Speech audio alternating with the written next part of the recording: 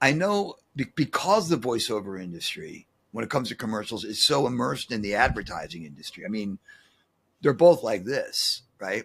You're dealing with clients, right? You're dealing with the clients who have hired these ad agencies to find them the right people to sell their brand. Okay. So if the ad agency presents the client with an older voice and the client says, why are you sending me older voices? We need younger voices for this. There's really nothing that can be done about that, you know? Yes. You know, no matter what, you're kind of like at the mercy of these clients who are deciding. And sometimes clients don't always make the right decisions. Sometimes the ad agency, the producers at the ad agency have to say, look, we really think that this voice would be best for your brand, right? And the client could be, no, we want these kind of voices. I'm like, okay. So it's really because voiceover is so linked to advertising. Yeah, there's going to be some age issues, I think, ultimately. Yes. Even in acting. Well, yeah. Can be. Yeah. Anyways, what But can we do? I think it's more open with act. I think, well, look, you know, I mean, if they want a 60-year-old guy, they're going to find that, right?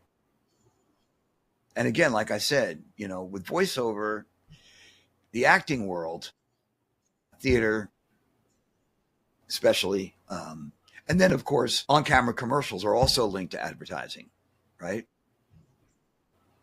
Movies, TV are not so much. The decisions are being made by producers and people like that, directors. But with voiceover, again, and on-camera commercials, it's all from the advertising world. Yes. And the advertising world is very particular about how they present their brand. Absolutely. Yeah. But obviously, these are just opinions of, you know, different individuals. So that should not let one stop pursuing what they are pursuing just because somebody said. Just an opinion that can be shared, you know. Absolutely. Right? And I think that, you know, if you really want to do this, you know, I remember I was working years ago with an older person and they weren't having a lot of luck, you know, booking. And I tried as best I could to help them get better, you know, and to really activate their reads better. And they can only get to a certain point. Yes. And I finally said, I can't help you anymore, you know? And I was concerned because this person was very intent on making this a full-time thing. Right. And I didn't want to hurt their feelings. I didn't want to, like, you know, burst their balloon. So instead I just said, look, I said, I've done everything I can for you. I think you need to, like, work with a different coach, you know? And that was that. And it was all I could do. But I knew in my heart that they were chasing something that wasn't going to happen for them, you know? And again, it's like some people might say, well, who are you to say? Well, I worked with the person, I saw, you know, and I just felt in my heart that either they needed to give it up or I needed to give it up. So I'm not going to tell them to give it up because that wouldn't be right. Right. You know? So instead I just said, you know, you need to work with somebody else. And that's what I'll do. You know, I again, we're honest with people, you know, we're not trying to make a buck. Mm-hmm. Okay. I could have kept coaching with this person. You know, they kept coming back to me over and over again. I don't know how many lessons I did with them. And it was making money for my company. Right. But at some point I just said, I can't do this anymore. I feel like I'm taking your money, you know? So that's who we are. right? Other people might have kept them going. I And hear you. I just don't believe in that. So, In your opinion, what is the essence and the soul of a great voice performance? Or do you think is it teachable? yeah, it's teachable. Is it Yeah. teachable? Yeah. How do you Again, define it though? like I said earlier, I can't teach someone how to act. They have to have that in them to begin with, right? But you said something about what is the The soul, essence, the the essence? soul of a voice performance. Someone who just sounds honest and believes in what they're saying, even if it's Clorox handy wipes. Even if they don't That's right. find any meaning or any attachment to the That's right. copy. If they find a way in to the copy to make it sound relatable and comfortable and real and genuine, that's the gig. That's the job. Good to know. If you can do that, you can do voiceovers, right? Good to know. And it's, again, you're talking about scripts, and I'm not including characters in this. I'm talking about commercials and corporate and stuff. Scripts that on the page you look at and go, how do I say? I wouldn't talk to a real person like this, right? And you're like, if you find a way in so that it does sound like you're talking to a real person, that's the gig. Does that make sense? Absolutely. I remember in our class you would say, because I can be presentational sometimes in a way. And then I remember you said, well, find somebody in your family or somebody you want to talk to, a friend or somebody that you're close to, and then start talking to them in your own improvisation, backstory, and then immediately attack a copy. That's And right. it would totally change the whole narration. Completely. Totally. Because what you've done with that pre-roll is that you've started your point of view, you started your story beforehand, and all you got to do is segue into the copy and hang on to that. And set your energy right? Yeah. And that will get you there. I mean, you have to trust that though. You have to trust that whatever you choose to start with before you get into the copy, right, is going to like take you through the copy. And you might think, well, what I'm feeling right now doesn't really have anything to do with what they're saying in the copy. Doesn't matter. They can't see you. Okay. So if your opinion is like, sometimes my opinion, and I'm serious about this now, sometimes my opinion is, oh God, this copy is so bad. Oh my God. I'll start with that. Right? This copy is so bad. Clorox handy wipes. You can use them anywhere. See what I did? Yes. I hung on to that opinion. They don't know what I'm thinking. That's right. Right? So all I'm saying is like any opinion is better than no opinion. For sure. Right? Even if you think it's the wrong one, right? If you can't come up with something, come up with anything, right? Anything that like plugs you into the copy. And what that is like an instant personalization, right?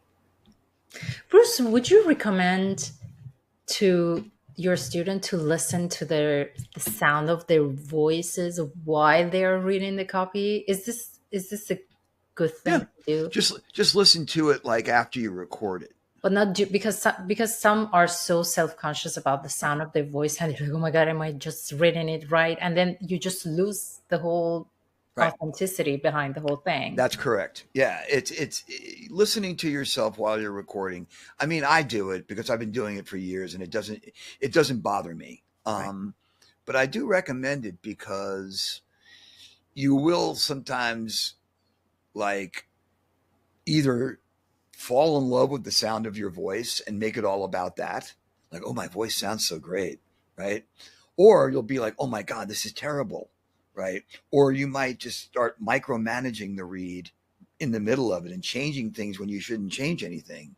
So the best thing to do, if you really want to achieve that relatable read, record without your headphones. Don't listen to yourself while you're recording. Then play it back. Then listen to it. Yes. And then see where you got. right? Mhm. And see what you need to do. Okay. Now, when you're in a booking, you have to wear headphones because you have to listen to what the producer's telling you, Yes. right? So I always suggest either taking one ear off when you're recording, like if you're listening to the producer and they're giving you direction, and they say, and then the engineer says, "Okay, we're going to do another take." You take off the headphones halfway, or take them off all the way. Do the take, put them back on again, right? But try hard not to listen to yourself while you're doing it because you'll be surprised, when you listen back to it. Most people who I tell them to do that, their read is so much better. We do that when we're recording demos. If the person's got headphones on and they want to wear headphones, Bryant and I will be working with them and their reads are still sounding kind of stilted. So I'll just say, just take off the headphones for the rest of the session. Don't wear them. And they're like, really? I'm like, yeah, don't wear them. And all of a sudden, we're getting these reads that are a lot more natural, a lot more free sounding. So only listen to yourself afterwards, not Well, during. thank you for explaining that. That makes absolute sense. What do you think are the limiting beliefs that the actors have or people have when they get into this business or pursuing voiceover artistry? Mm-hmm. Limit. Limiting beliefs that one can have. Like, for instance, Like, I'm going to share one of my limiting beliefs that I had before, mm-hmm. not anymore, that I'm not American, so I don't have an American accent. Therefore, this is not for me. So this Oh, was okay. actually, I was told that and I believed it. But then I realized that it has nothing to do with having No, an American accent. no. So this was a limiting belief for me that I had to overcome. And I see what you're saying. you know Yeah, what I mean? So yeah. what do you think might be like? Well, I mean, again, going back to what we were originally talking about, some people think that they don't have the voice, and that they might think, oh, that limits me, right? Because I don't have a voiceover voice, quote unquote, Yes. right? Throw that out. It's got nothing to do with that, if you have a foreign accent, there is plenty of work, right, out there for people that have a foreign accent, right? So, you know, um, those kind of beliefs, those kind of things that you think limit you are probably your strength. Okay. Very well said. So don't think of it as a limitation, think of it as a strength, right? And I would encourage people who, especially who think that, oh, I don't have the voice for that. It's got nothing to do with that. Okay. Nothing to do with that. The voices you hear now on commercials, if you listen to commercials, I listen to commercials all the time, you know. Mhm. Um, Last night when I was watching the NBA playoff, my wife always wants to turn off the commercials. And I'm like, no, leave that on. I want to hear it, And I'm hearing voices that these people don't sound like voiceovers. They just sound like a person talking, right? There's nothing special about their voice, right? But they just sound like a real person, you know? Anyone you'd meet on the street, that you talk to at a party, right? That's the sound that most advertisers want Yeah. for voiceover. They don't want the voice to be like obtrusive, or they certainly don't want it to overpower what's in the visual. Because let's face it, when we watch a TV commercial, if the voiceover is really good, you shouldn't even notice it. It should just blend in with the commercial. If you do notice it, there might be something off, you know. That is a very good note, actually. Yeah, I mean, sometimes I'll watch a commercial and I'm always listening for voices, but then the commercial will end and I'm like, I didn't catch the voice, you know, and that's because it was so well baked into the commercial that I didn't even notice it, that it just blended in perfectly, right?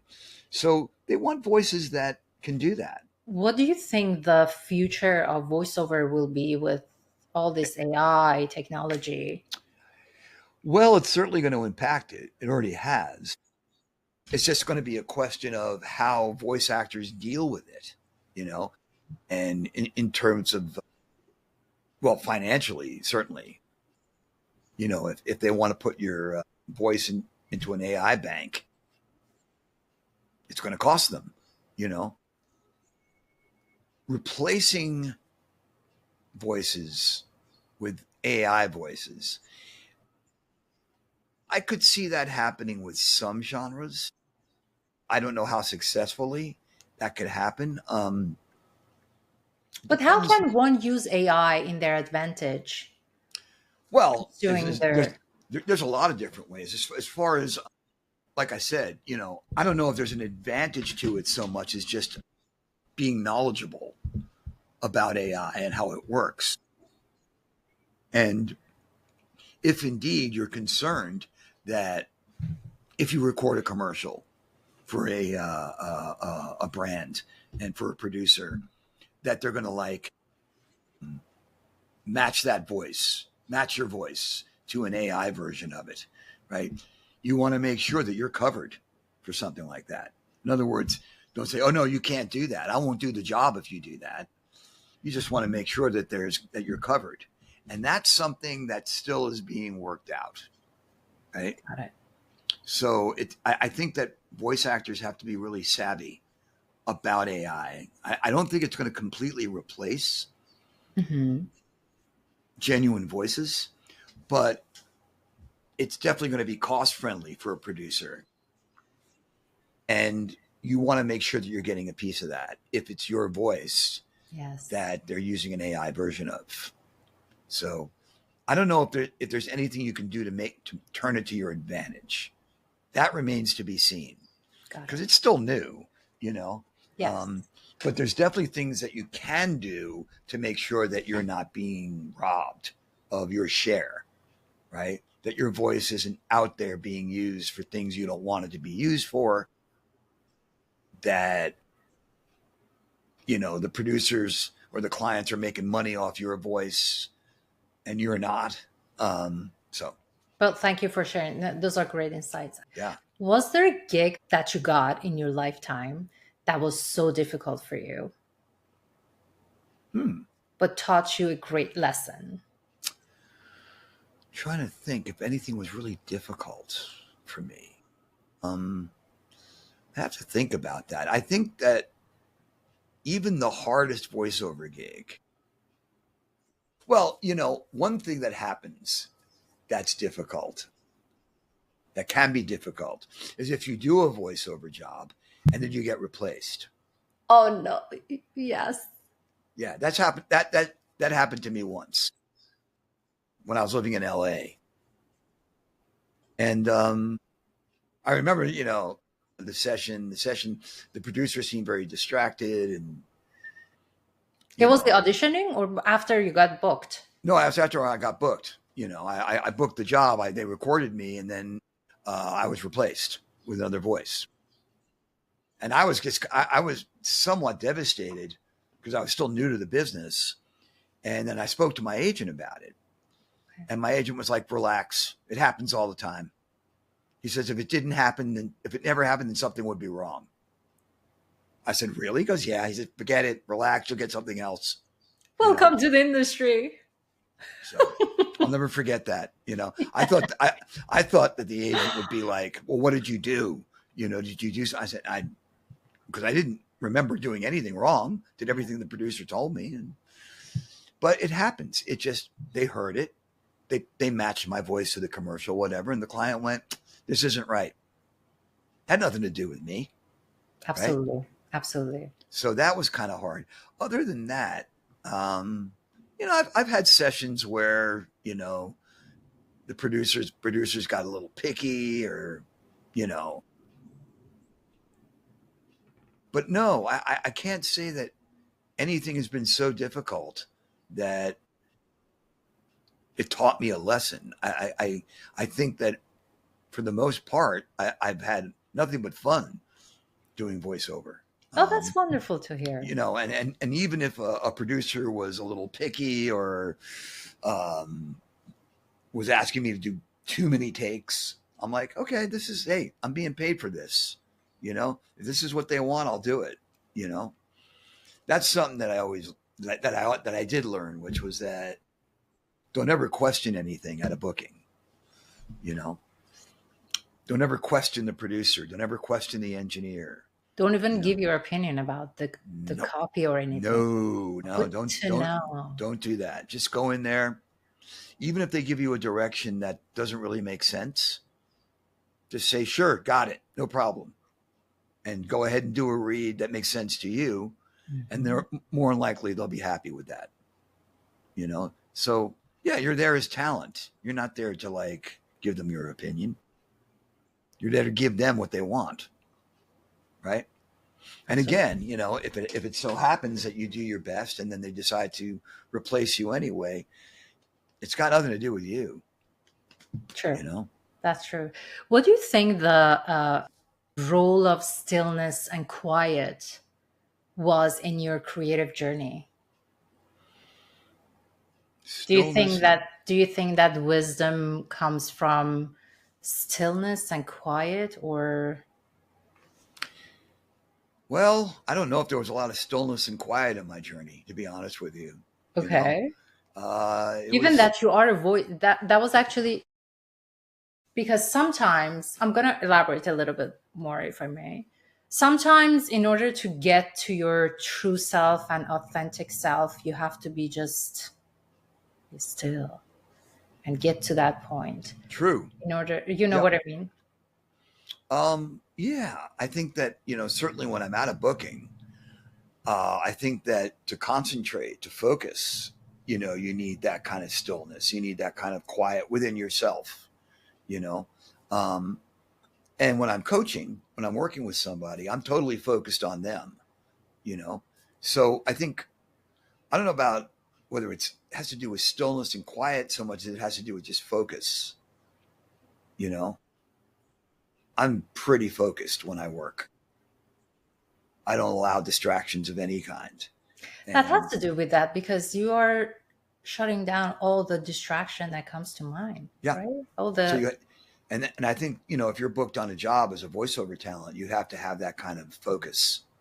You know, you can't be distracted. Don't have your phone on, you know, paying attention, you know, being there 1,000% for the producers and the client yeah. and giving them what they want. Don't ever make it about you. The minute you make it about you, you're done. Right? It's not about you. It's never about you. No, It's never about, it has it's about nothing to do with you. it's about you offering your talent. And do the best you can and just leave and Yep, leave the rest and the result to take care of itself. absolutely. You've got nothing to do with that, Yes, right? yes. As James Brown would say, hit it and quit.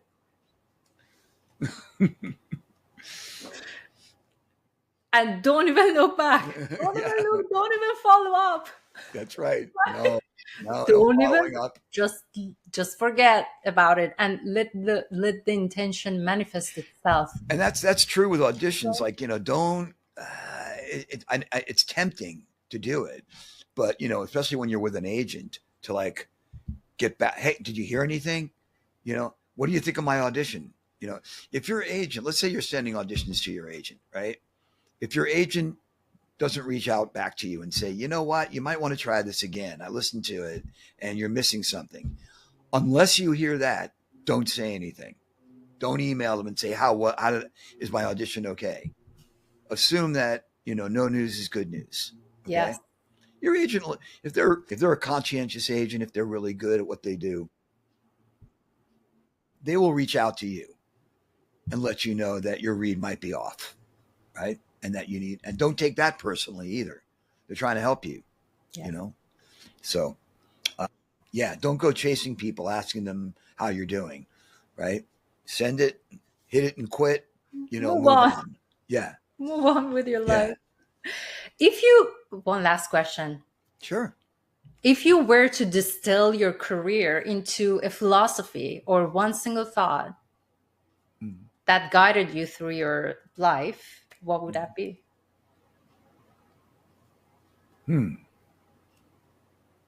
Be honest.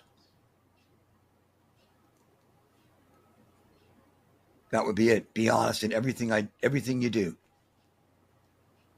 Beautiful. Beautiful. That's pretty much what's guided me. Powerful. I don't try to like, I don't offer anything that I can't make good on, and, and usually, I can tell when people are doing that Mm-hmm. and they can't make good on it. I'm usually my radar for that is really good. Right. For picking up on whether or not people are like not being honest about what they have to offer. Mm-hmm. So be honest, be honest with yourself about if you can't do it, like audiobooks, for instance, not like I can't do them. I just don't want to do them, Is there a difference between audiobooks? Like, are they different, like totally different beast? Well, in that you're like narrating an entire book, right? Which means that you're going to be in a studio for long periods of time, I love literature. I love reading. I read books all the time. Do I want to record an entire book? Not really. It's just not within my interest. And I know how to do it. I've done it, but I've turned down a lot of audiobook work because I just don't want to spend all that time, So I'm being honest, Oh, sure, I can do that, Corporate work, e-learning, it's not really my thing, And when I do something that I know I can deliver on, again, I am very straightforward and honest of how I can do this, what I can do. I have a strong belief in what I do. And yeah. Bruce, do you have a copy? Can we read live? Do you have sure. Would you be interested? Let's see. This was an amazing conversation. Oh, thank you. Thank you for making time. Let me just see what I got here. Oh, I like this copy. So this is for Checkers and Rallies, which is a fast food company in LA. Okay. And it's about their sandwich, which is called a Boss Witch. Okay. All right. So, the best nights turn into mornings. And fast foodies know the best mornings start with a gourmet breakfast. But you don't have to be an early bird to eat like a boss, because now you can get a bold rotisserie chicken Boss Witch topped with melted Swiss cheese for just $1.99, all before the sun comes up. Breakfast is the most important meal of the day. The new Boss Witches for just $1.99. Checkers and Rallies. Fast foodies know the deal. Lovely. There you go. Right. Lovely. So the first line is the best nights turn into mornings. What does that mean? That means I've been out all night drinking and partying, right?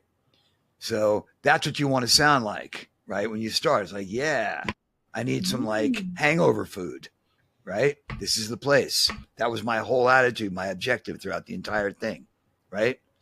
And then, yeah, the price is pretty good. That last line, fast foodies know the deal. I'm a fast foodie, right? I'm the fast foodie guy. That's why I pointed to myself, right, when I said that. Now, Checkers and Rallies, fast foodies know the deal. That's a tagline, okay? Some people might go, Checkers and Rallies, fast foodies know the deal. You do that, you're not going to get hired, okay? Can you say why? Because it sounds artificial. It sounds like you're doing a commercial, right? Rather than personalizing it. Checkers and Rallies, it's a fast food place. It's really cool. I like their food a lot. Checkers and Rallies, fast foodies know the deal. See? I personalized it. That's all. And these are what happens behind the scene, but we just hear them. Right. So again, you always want to make it yours in some way, shape, or form. Thank you so much, Bruce. Thank you for having me. I really appreciate your generosity. Absolutely. It was a pleasure.